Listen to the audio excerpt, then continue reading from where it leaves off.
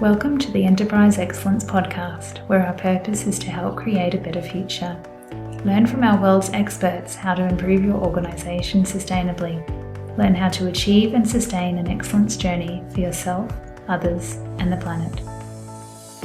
And I'm your host, Brad Jevons, coming to you from Brisbane, Australia. We are proudly brought to you in association with SA Partners, a world-leading business transformation consultancy. SA Partners are a truly purposeful company focused on helping organisations achieve sustainable improvement for themselves, others, and the planet. Welcome to episode 108 of the Enterprise Excellence Podcast. It is such a pleasure to have Mr Victor Caune on the show with us today. Victor, more than anyone, has helped so many people and organisations in Australia connect, go see, and learn from each other. Victor is a connector, educator, and motivator extraordinaire. He has developed two of Australia's most successful excellence networking organisations, SIRF Roundtables and Best Practice Network. He is on the show with us today to share his approaches to connecting people and learning from each other to sustain and achieve enterprise excellence. Let's get into the show. Victor, thank you so much for joining us today. Thank you very much for the opportunity. I look forward to having a chat. Yeah, same, Victor. Now, you and I have known each other for a long while, and I've known from the moment I met you how well you are at connecting and developing people, but I'm keen to know your backstory, mate. What led you down to this path to basically build two of Australia's largest networks and become such a connector? Well, that's a really good question. I think in my early days, I was very interested in just sort of exploring and understanding what the world is all about, the world of work. I started off by doing 2 degrees, one in education, one in applied chemistry. And found all that very interesting. I think probably one of the more significant moments or periods in my life is when I was at university. I went and worked at Savage River Mines as a trades assistant in the maintenance department. And that's been one of the world's most successful rich iron ore mines, and working alongside fitters and maintenance managers. Most of my work was involved with overhauling major maintenance pieces of equipment, ball mills, mag seps, the whole lot, and putting a spanner in the hand and doing all that sort of work. You really get to understand how a plant operates and probably the whole process of reliability. So in 3 months, I earned a year's wage. I was able to buy a brand new HD Holden panel van and had a lot of fun. But probably apart from all the technical side, it's also working in with people and unions and understanding how organisations work. So that was a very significant period of my life. Probably the most interesting story out of the whole part of that is Savage River's on the west coast of Tasmania. It normally rains about 300 days a year. And when there's a fine day, the guys all decide it's time for fishing. So we had a meeting at 8 o'clock and the guy said, oh, we'll go on strike for a day, hands up. Everyone put their hands up except me. The guys all went off fishing. I just wanted to work and earn some money. But understanding industrial relations and all those sort of very complex relationships was an important learning curve. And you just don't learn that through university or anything else. So I went through the School of Hard Knocks. I did that for 2 summers, earned a lot of money, and certainly along with my applied chemistry course, learned a lot about how companies operate. So that's a significant learning point. Yeah, that's interesting, especially too when you look at your 2 degrees, education, which is so much about people and education, and then chemistry, which brings you into that industrial world, which that's I think right. you were there in the heyday of that within, I guess, any heavy industry in Australia. It was a great story there on that, heading off for a fish on a fine day. It's lucky there's only a few fine days in the year down there. But Victor, management accepted that, and that was all part of it. That's the way the world operated. It still operates that way. There's give and take in the industrial relations world. Yeah. And Victor, what path led you then, mate, from this background in life and education in Tasmania to then find your way to Victoria and starting to get involved in, operational excellence and enterprise excellence and this whole networking space? Well, I went school teaching for about 6 years, which I thoroughly enjoyed, science, outdoor education, mathematics. But after 6 years, I thought there has to be something else in the world. So I applied for a job at Mount Isa Mines as a training and development officer in the mid-1980s. And at that stage, Mount Isa was bigger than BHP. We had 7,000 people on site, 1,000 professional managers.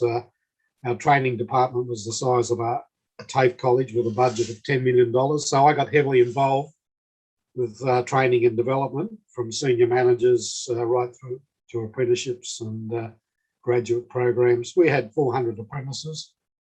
We had 40 graduates each year. And it was a really wonderful opportunity. Worked closely with the GM, who basically said, we'll get the best training and the best consultants worldwide, and really had that on my agenda. So I thoroughly enjoyed that opportunity to work with world-class consultants. Yeah, well, it's funny, Richard, isn't it? The mining industry has been so prevalent in Australia for so long, and they've been tuning in on excellence the whole time, haven't they? Like, I know a lot of them, it's about get the best and develop the best and move it through. And I don't know that that's extensively common knowledge in Australia across the broader spectrum. No, I think you're right that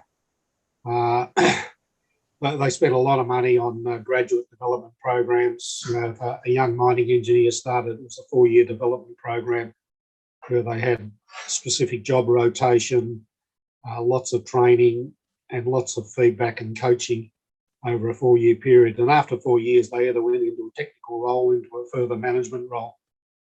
So I was involved with sort of organising and managing that program. That was just part of the way, the DNA of how Mount Isa worked. Yeah, it's certainly set up well. It's still running today. Yeah. So one of the interesting things, I'll just show you a little book, I don't know whether you can see that, The 7 Tools of TQC by John McConnell. So in the mid-80s, John McConnell spent a lot of time in Japan studying Japanese industry and the auto industry, and really was the forerunner of lean and all the processes there. So we employed him at Mount Isa Mines, and I learned a lot of the basic tools of TQC and the lean concepts before the word lean was ever coined. So that was probably a significant turning point for me as well, getting exposure to Japanese industry and methodologies. Yeah. And I've used John McConnell's book ever since. It's still just as relevant today as it was 40 years ago. It's amazing how early on, even before books like Lean Thinking came out and the word came along, it was happening for years before that, wasn't it? The whole exploration of best practices around the world, and books like TQC coming out and many others that were really honing in on best practice. Well, I think you're right. And, these methodologies have been there for a long time, but consultants have put fancy words around them like lean and agile and everything else, and use that as a marketing ploy. So that's my take on it all. Yeah, too true. It's got a long lineage right the way back. Well, One thing building pyramids, and the Romans were building all their roads through Europe, so they must have had pretty good infrastructure in terms of how they organised their way of working. Yeah, so I'm sure nothing's really new. No. It's just tweaks. No, I'm sure there was an element of single piece flow and efficiency when it came to creating the pyramids back in the day. Oh, absolutely. They would have wanted to avoid bottlenecks with those big boulders going up the way. Oh, it's just amazing how they were able to cut 50-ton blocks out of a quarry to the right size and shape, put them on floats, drag them to the river, float them down the river, then haul them up the pyramids in the exact shape. Yeah. So the communication process just amazes me. Anyway, We're getting a bit sidetracked. I think it's a good topic, but I've never had this conversation before, Victor. But I think it all, a lot of it's embedded in logic if you take the time to sit back and think about how do we best get value to flow and things to perform. So, Victor, I can see that through Mount Isa Mines, it really started to connect you with a lot of the leading experts around the world. But the thing I love too is that you're mentioning people out of Australia at that time that were studying Japan and then writing books on it. I think that gets lost a bit in awareness. Where did you go then, mate? Where did you then channel into more this world where you've become a real connector with these experts and also with general industry? Well, I then moved from Mount Isa Mines to Kenworth Trucks in Melbourne.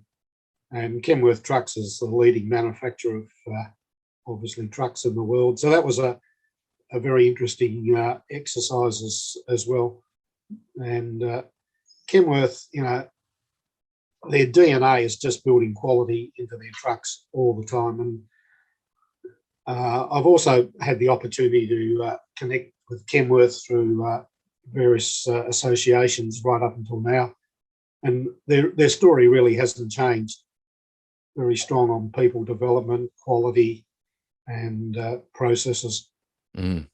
So I did a stint with Kenworth Trucks, and then decided to go consulting, and went back into the mining industry, where I did a lot of work around standardising, best practice training.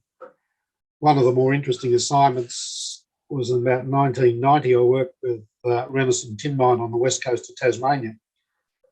And at that stage, it was probably the richest tin mine in the world. But unfortunately, there was a recession in about 1990, and the price of tin fell by 7-fold.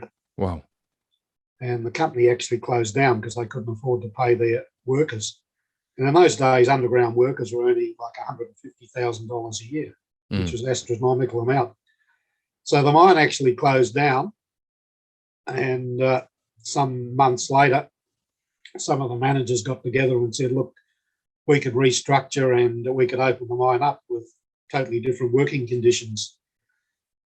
And they basically, as well as chasing richer ore bodies, everyone came back and worked on a standard 40-hour week with a standard wage. I think it was $40,000. And people were required to work the hours that was needed to make the mine viable.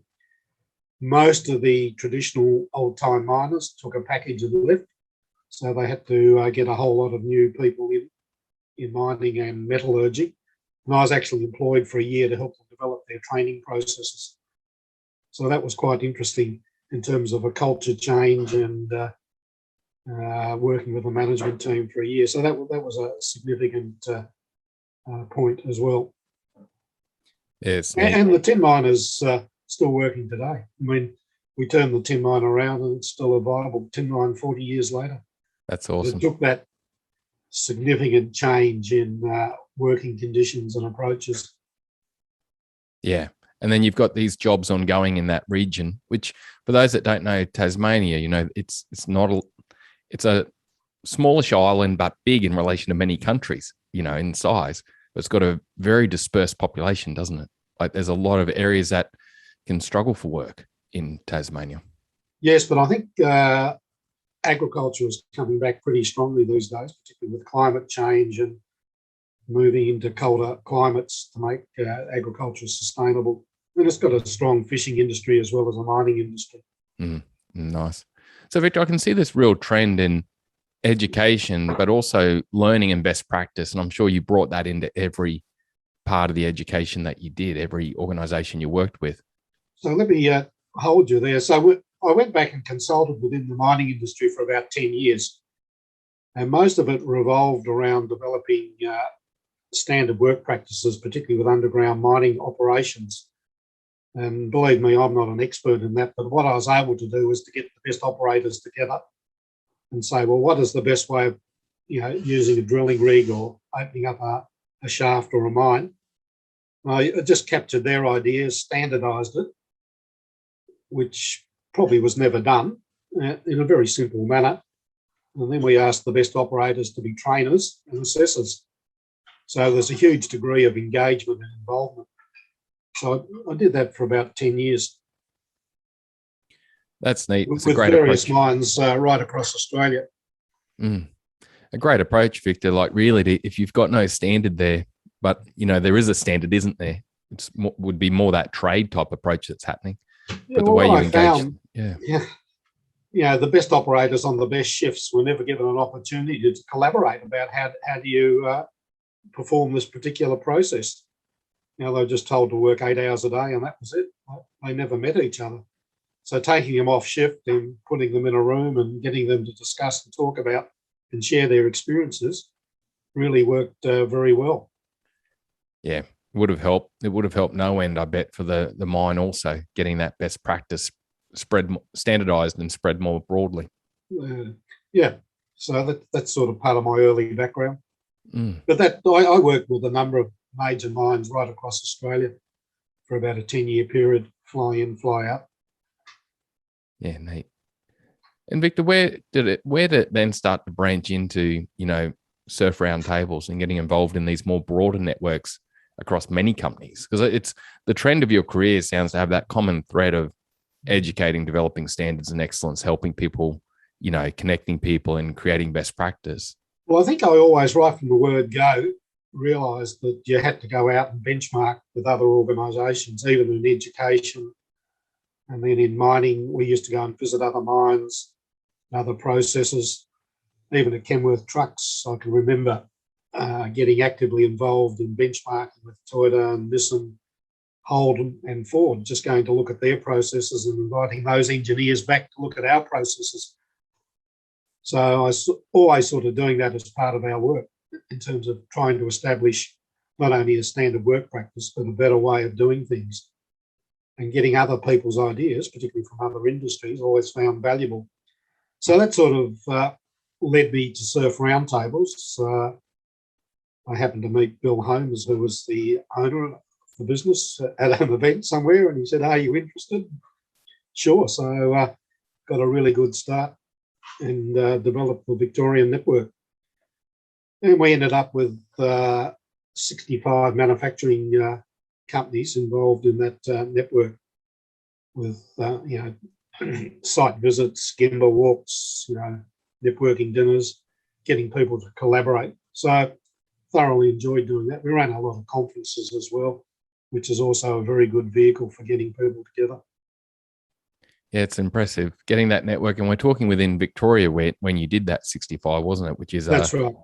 It's in Australia, really, that is our predominant manufacturing base through that. Well, it still isn't it? You'd say Victoria's got the largest portion of manufacturing in Australia.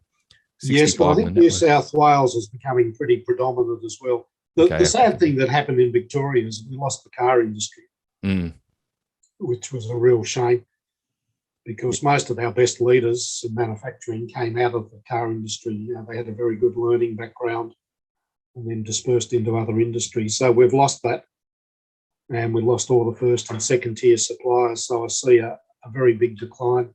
Yeah. We're losing the petrochemical industry as well. Mobil has closed down and all the rest of it. So we are shrinking, which is a real shame, but that's probably we could do another episode on that. Yeah, I think so. The political reasons behind it. Yeah. But I think, Victor, too, like if you look at a common thread in your conversation with the industries and organizations you've helped with, there's this key topic of connecting people and education to help people do things better and improve. Why is it so powerful to get people together, collaborating and actually seeing what each other's doing and learning from each other? Well, I think you just don't live long enough to learn everything. So it's far better to go and visit another practitioner and see how they're doing it and pick up their ideas and then take them back into your own organisation. Taking them back into your own organisation is always very hard because people perceive they're always doing things the best way. So coming in with another idea from another company can be quite challenging, and it really does take senior leaders in your organisation to accept that.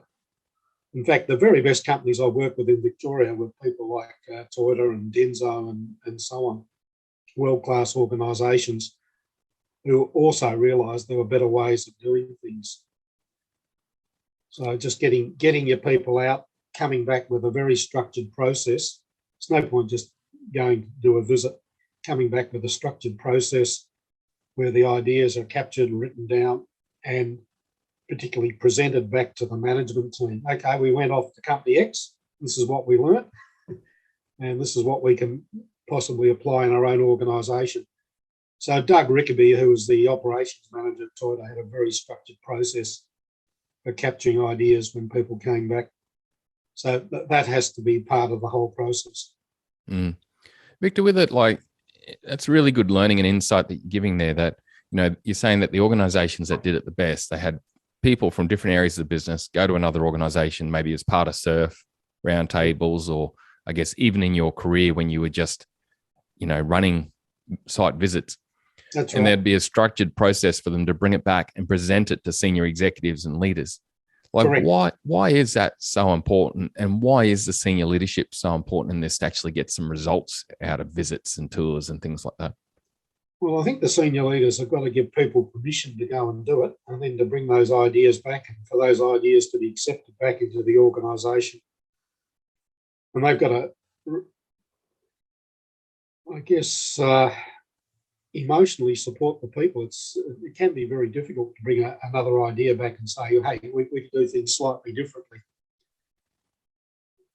Yeah, I bet. Because like you said, change is hard.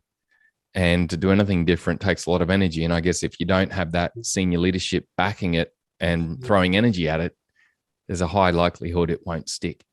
And it goes right back to the whole concept of having a continuous improvement culture in your organisation. You know, if that's part of what you do daily and you capture that through Kaizens and all the other methodologies, then this is just another part of that process. But if you don't have continuous improvement at the forefront of what you're doing in your organisation, going to do site visits becomes very difficult. Yeah, it could end up being a waste of time, I'm guessing, in many regards, because it would be a nice tour, bit of a raw tour, and you come back and nothing actually comes from it.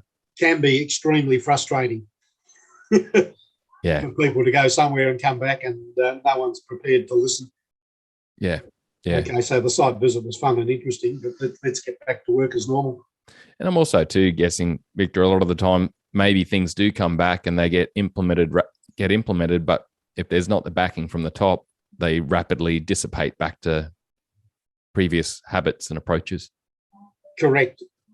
And when you get an idea from another organisation, you've also got to blend it in. You've also got to, adjust it to your own organisation. You just can't just drop it straight in.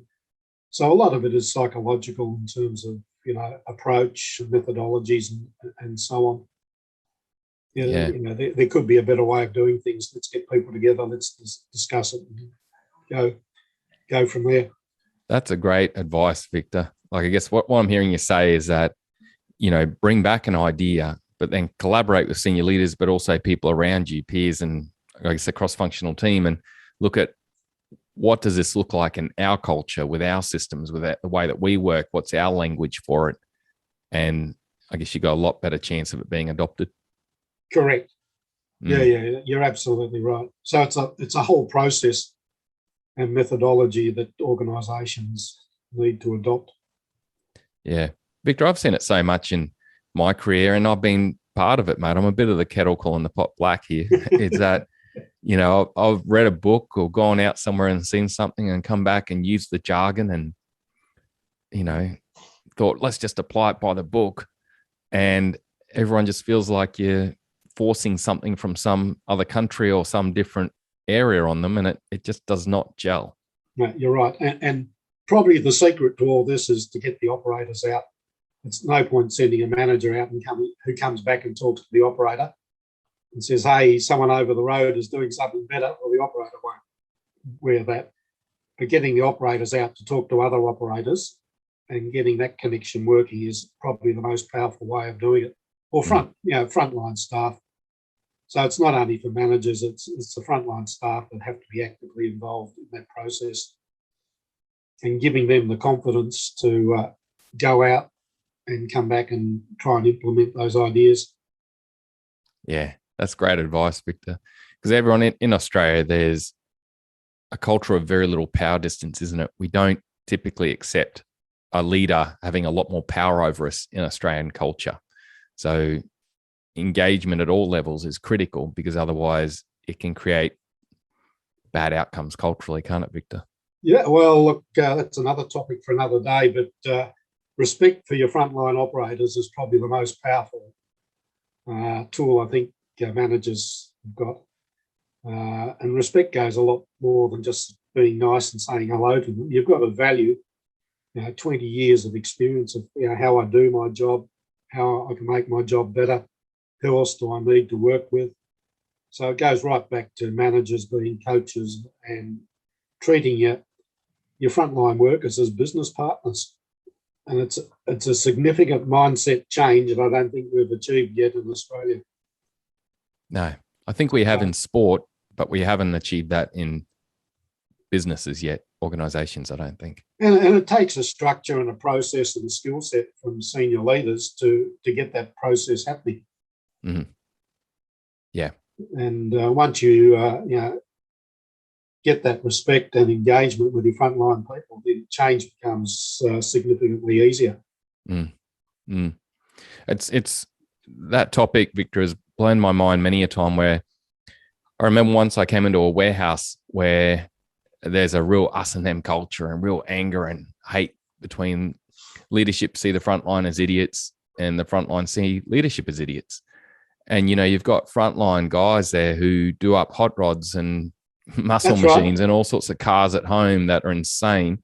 That's right. But they leave their brain at the gate when they come in, because it's like, well, the boss doesn't want my brain, so I'm just going to come in and clock in a day and then get back to my hot rods and machines that are insane what they do with it. Now, I've seen that over the 50 years that your frontline people may not have had the educational opportunities, but certainly got the smarts to do a huge amount of things. And getting them engaged, I think, is the key skill that senior leaders today need to work on. Yeah. It all of a sudden takes the company to moving forward from, rather than it being a handful of leaders trying to figure out how to solve problems and move a company forward, you've got every person in the company aligned and thinking, how do we solve problems and move the company forward? That's right. And networking and benchmarking is all part of that. Yeah. Challenging people's mindsets. When I started my career in continuous improvement enterprise excellence, I was fortunate to have an existing network I could connect with to go and see and learn. Being part of a community is essential to sustaining an enterprise excellence journey. There is a number to choose from. Victor is together with Dirk Kraus, who has been on our show also, forming a network for some of the best organisations in Australia. Peter Hines, who has also been on our show, has the Enterprise Excellence Network in Europe. Jeff Sutherland and Scrum Inc., who's been on the show, have a community in the US for people practicing Agile at scale. We also offer the Enterprise Excellence community, linked to this podcast, that allows you to connect monthly with our world's experts and peers to support each other and help achieve excellence together and sustain these journeys. If you're interested in learning more about any of the networks globally, feel free to link with me directly through LinkedIn or through our website, enterpriseexcellencepodcast.com/contact. Let's get back to the show. So, Victor, that's the next topic I want to talk to you about. And to me, this is the skill I've seen in you more than anyone else I've ever met, is the ability to network and connect people. You are the ultimate connector. Why have you honed that skill? And can you give some advice to help others be better connectors? Well, I think I've just been very interested in how things work, how industry works, and people just fascinate me. Even when I go on holidays, I always take the opportunity to speak to everyone about what they're doing, how's life going today, and it makes your holiday far more interesting because you pick up all sorts of good information and ideas. So I just naturally do that. But probably some tips that I think are very useful on a one-to-one basis is certainly getting a business card organised is very important. Even if you don't have a company business card, go to Vistaprint and get one done for a few dollars. And your card should really outline what your vision or purpose or what you're doing. So when you give it to someone, it becomes an easy connection. The other thing I found is that people are reluctant to swap business cards. I think it's the first thing that you ever do when you meet someone is have a business card, give it to them, which basically says, this is me. And it just makes everything else become a lot easier. Even if the other person hasn't got a business card, I say, well, here's my business card, just email me back and we'll connect. Probably the other thing is that when you network with people, always look at how you can value add to the other person. What are they interested in? How can I help them? Even it might be reading a book. Here's another contact. Have you seen this? So try and add value to the other person, and that then reciprocates. So I think that's really important. The other one is what I've done a lot of over the years is get to know people's personal interests. or what are their hobbies, sports, what are they really interested in. So when I was with Best Practice Network, a lot of my senior leaders were all interested in bike riding. We used to spend many weekends bike riding. That's neat. It's motorbike riding. So we had a lot of fun doing that, but you certainly get to know people. The other thing I think is when you go to events, conferences, have your elevator speech organised, the 20 seconds, this is what I'm on about. So I'm working at Company X and we're working on this interesting project and we're hoping to do X, Y, and Z. Have you got any ideas that can help me? So you've got to be prepared and be able to introduce yourself pretty clearly within 20 seconds. Don't wait for the other person. Shake hands and move on from there. The other one that I think is also important is when you're talking to someone, always ask the question, who else could you recommend that I go and talk to about a particular issue or challenge that I've got? So be prepared to ask that question. And 9 times out of 10, people will always be willing to help you or make a referral for you. In fact, I just had one happen yesterday where someone in the wine industry was wanting some assistance. Well, I connected him to someone else. And sure enough, the next day, an email came out saying, have a look at this association in the UK, and here's the email number and phone number. Yeah. But you've got to be prepared to ask. Yeah. People are reluctant to do that. Be bold, have a go. Yeah, that's awesome. 9 times out of 10, you'll get a good response as long as you thank the person. Yeah. I think the other thing is that you need, as part of your career, you need to develop a list of reliable personal contacts and keep in contact with them. So over like my lifetime, 50 years, I don't know I've done that particularly well. I wish I'd done it a lot better, but just keeping in regular contact with people you know is a good process. You're always going to learn something about what's happening in industry. They're great tips, Victor, because if you look at it, we're talking throughout this whole episode, the power of collaboration, the power of learning from each other to truly move things forward. And we've got sort of 6 steps here that are really key from your background that you've lived by. Like the first is swap details when you meet with someone and store it, keep it somewhere. Absolutely. Figure out how can you help them rather than how can they help yourself. So hone on how to help them, and you'll get there will be reciprocation with, I guess, a portion of people, maybe not everyone, but there will be reciprocation come back through many. Understand them deeply and try to understand them more than just work. And maybe there is avenues to connect on more of a social ground and common ground. Think about your elevator pitch and how do you present yourself. That's really key, I guess, because it's that initial language that comes out of your mouth will drive bias, won't it? It'll either make someone think, yeah, you're someone I want to connect with or not. Yeah, it creates that initial interest. Yeah. And then always think and always ask who else should I connect with? Who else could I connect you with? That's correct. Keep in contact. What avenues can you use to always keep in contact? Which, Victor, I've seen with you, mate. Like since you and I have known each other, I've always been connected into your emails and different things that you do that are great, mate. And I think there's some huge advice there for everyone, because typically it's people in sales and marketing that are trying to always tune these 6 type of points, but really there's power in this for everyone. You're right. Then help connect and grow. Probably one of the, just thinking as you're talking, one of the areas I've been reasonably successful is developing a lot of contacts in North America through the Association of Manufacturing Excellence and the key leaders over there. And, I've invited a lot of them back to Australia to do presentations, and I still maintain contact with a lot of them. And they're always very responsive every time I either make a phone call or an email, finding out what's happening in North America. Yeah. And what's happening with operational excellence. So over maybe that's almost 20 years now, I have developed a lot of very good contacts in North America. So that's been very satisfying. Mm. And again, you've got to get out of Australia to see what else is happening in the world and get another perspective. Yeah. Well, it's one thing I've found, Victor, since I've got involved in running the podcast. Everyone I've spoken to is just purely about helping others. I think there would not be a guest I've had on this podcast whose driver or purpose or vision is something around just trying to help create a better future, help share knowledge and education so that people all over the world can do things better within organizations and move forward.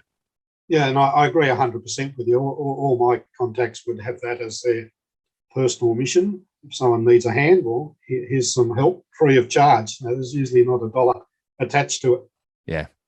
Yeah. It's just we're just driven to try help, because I guess a lot of the things that you and I have spoken about and we talk about with the other experts that we know, it is common sense stuff. And you see it a lot not being used. You can, I guess if you're an expert in a space, you can look at a factory, look at a warehouse, look at a HR department or a finance department, and you can just see it. But just going and telling someone, hey, mate, just do this, that does not work. And but I think networking, there is a real skill in that, and it needs to be, fine-tuned and honed. It just doesn't happen naturally. And I see a lot of people struggle with the whole concept of networking and making contact. So, there's a lot to be gained in that area. I think it needs to be a key part of managers' repertoire. Yeah, a key training platform for everyone within an organisation. I could see, mate, with someone joining up to a SIRF roundtables or a best practice network or any community, is that, initially learning some skills at networking as part of it, and learning the skills of bringing back knowledge in a structured way to engage leadership and engage others to truly help embed it and get benefits for your organization. You're correct. Yeah, that'd be huge. Victor, what would be your 2-minute tip, mate, for people in your area of expertise, this whole piece of connecting people, networking, helping people go see and learn from each other? Be bold, be prepared to have a go. Nice. Get outside of your comfort zone. Go to a conference, go to an event, introduce yourself to people, find out what's going on. So that's probably my tip. Yeah, nice. It's huge. There's always someone out there doing interesting things, believe it or not. There's never a dull moment in your day if you go and talk to people, even on your holidays or through work, it doesn't matter. Yeah. There's always someone with a better approach or a better idea. But you've got to go and seek it. It just doesn't happen by itself. And 9 times out of 10, people are really willing to talk and share about what they're doing. So that's what I find. Yeah. Even someone like yourself, I think you're doing a fantastic job with all this. Oh, thanks, Victor. Yeah. Really appreciate it, mate. That's a serious comment. Yeah. Well, I've learnt from the best, mate. So I'm halfway through Jeff Sutherland's book on Agile and Scrum and thoroughly enjoying it. Yeah. I enjoyed your presentation with him. He's a real practitioner. He's got the runs on the board. So again, it's a learning opportunity of just finding out what else is happening in the world. Yeah. I like Jeff too, Victor, because he's, the stuff that he's done is insane, but he does not tell people to just take what he does and apply it. He says, create your own way, That's right. Learn from it and create your own playbook. And I respect that. Yeah, well, that's what it is. Create your own playbook. It is. It's powerful. Victor, what's been a recent insight for you, mate? What's been a recent learning that you didn't fully understand before or gave you a bit of an aha moment? Well, there's many, but one of my leading clients in Melbourne who've been very successful on the world stage. I've worked with the MD for about 30 years in various roles. But he said to me the other day, there's not much new in the world of lean, but you've got to go back and plough the field all the time. So there's always opportunities to go back and go to the Gemba, see what's going on, and just revisit how you can improve very small things every day with your people. So I like his concept, ploughing the field, like farmers do every year. Yeah. You just go back and revisit, just find new opportunities rather than employing new whiz-bang consultants to come and do things. It's all there on the shop floor. You've just got to go and look and plough the field and work with your people uncover those opportunities because they're there all the time. The classic 8 wastes. Yeah. That is a leader. This guy's been immensely successful in terms of running this organisation. That was that's what he came out with the other day when I was speaking with him. Yeah, that's huge. That's a leader showing respect to his frontline team members and putting effort in where we create value and where it is most important at the front line, ploughing that field, going back through and helping. And asking the 5 whys, working with your people, having the time, giving them the time to work with you about how do we improve what we do on a daily basis. It's that daily improvement basis, ploughing the field. That's cool. That's a really good analogy. The interesting thing is the people on the floor know most of the issues. I mean, they see them because they're working with them every day. Yeah. But very rarely do they get the opportunity or given permission to say, hey, boss, we can do things slightly differently. Have you thought about this? And part of the problem is the supervisors are very busy on their day-to-day and they don't have permission to make the changes. So it goes right back into the organisation's DNA in terms of how do you make those changes and embed them into your standard practices and quality. It's a very complex issue. Yeah, it has to start at the front line and ploughing the field. Capture those ideas, put them on a whiteboard, ask people, can we do it slightly differently? What do you think? Give it a go. Yeah. BDCA. Okay. Yeah. It's awesome. And one of my other companies, look, I'll tell you something really interesting. I was speaking to one of my clients the other day, and in fact, he rang me back at 10 o'clock at night. And I said, Matt, what are you doing ringing me back at 10 o'clock at night? Well, I'm working on one of the machines. And he said, we can't hire people. I've got my whole management team working on the shop floor. And just to keep the processes going. And this guy owns the company. He's been working. He's owned the company for 20 years. And he said, working these machines, I've learned so much. Yeah. Yeah. This guy's been a very astute lean leader. What was the first thing he said to me? Working on the floor, I've learned so much. Yeah. We talk so much about going and doing voice of external customers. So that was one that popped out 2 nights ago. I got this call at 10 o'clock at night. Yeah, that's huge, Victor, because we talk so much about going and getting voice of the external customer and spending some time there, but going and getting voice or truly understanding the internal customer, you can't beat being an employee and actually working on the floor at different intervals throughout a year. That's huge. Yeah, and it's a bit like when I worked at Savage River Mines as a TA in maintenance, working on the floor gives you that fantastic understanding. And it's a problem with our whole education system is that, graduates come out with very little shop floor experience. Yeah. And put into management roles without really understanding how the shop floor operates. Yeah. And they're told you're going to become a great leader and you're going to be up there in the top echelon. And so when they come into an organization, they're just eyes are looking upwards. It's just this constant looking upwards to go forward rather than truly understand deeply. I don't think that's a new problem, but it's a legacy problem. One of the companies that impresses me is McDonald's. So we had a fair bit to do with them through networking. We did site visits and all the rest of it. But they've got a strong philosophy that everyone is promoted from the floor. They don't bring in managers at any time, at any level. So everyone's developed from the shop floor and they all have that shop floor experience. Yeah. So it's a succession plan from the shop floor, from the 18-year-olds. And managers will go and flip burgers. A very strong philosophy. So everyone in the organisation knows how the shop floor operates. Yeah. Yep. And they'll go back and flip burgers too, won't they? Like there's a rhythm of that too. So. Oh, that's right. So Kenworth Trucks is very similar. Very strong culture of hands-on. Yeah. It's where we create value, Victor, isn't it? It's where we create value. It's where we win or lose. Victor, mate, you did right. Win or lose. Yeah. Well, Victor, I really appreciate the knowledge and insights, mate. It's been amazing. How can people reach out to you and connect, mate, from the episode if they want to learn more? Oh, well, I can certainly give you my phone number or email. I'm very happy to talk to anyone at any time on any topic. Nice. Makes life interesting. Well, we can put that in the show notes for guests. And I think, Victor, on LinkedIn too, you're active too, aren't you, mate? Like I know you and I connect a bit through there. Yeah, so what I'm doing now is I'm part-time and doing some executive coaching, and we'll be running an executive network with a small number of interested people. Oh, nice. So that'll keep me going for a few more years.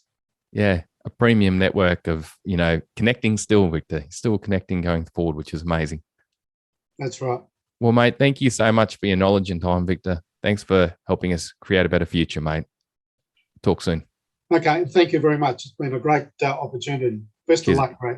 Cheers. See you Victor. later. Bye for now. What a great episode. Remember, you can visit our website, enterpriseexcellencepodcast.com/contact to connect, or LinkedIn to reach out about differing enterprise excellence communities around the world. We are happy to help you connect with the right one and keep your journey moving forward. There were 2 key takeaways for me from this episode. 1, connect, draw on best practice, and then systematically bring this into your organization your way. Victor really highlighted some great practices there for truly gaining the best outcomes from networking events and going to see other people and practices. He spoke about the importance of leadership, but also the importance of being systematic about it, how we bring this knowledge back into the organization, connect with leadership, but also then other team members to help us review, learn, and bring that learning into the organization our way. Such a great insight. The second key takeaway for me was improve your connecting skills. They are relevant to all of us. Victor taught us, always swap details and store them. Focus on how you can help others rather than yourself. Reciprocation will happen more often than not. Understand and get to know the other person. Hone your elevator pitch, your 1-minute introduction to yourself. Always ask, who else should you connect with or could you connect with? And also think about this for the other person. The other aspect is keep in touch into the future. Thanks again for your time and knowledge, Victor. Thanks for helping us create a better future. Bye for now.